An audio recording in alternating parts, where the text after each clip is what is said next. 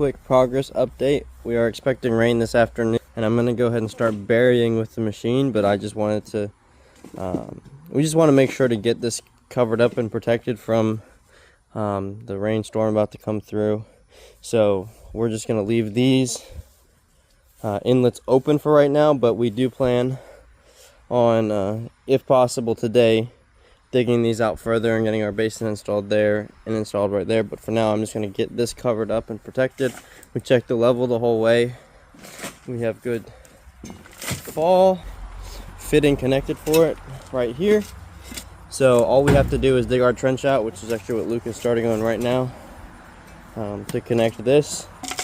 Have this connected all the way. And we do have fall to the front. We connected and sealed off these two downspouts here. Have those run and tapped into the 8-inch. Working down this way, we have our 45 installed, nice and tightly secured. And then we exit down to the front. We left it just a little bit longer than we need, just because we're not sure what we're going to get to today. We're going to get this covered up as far as we can, and anything else we're going to cut off.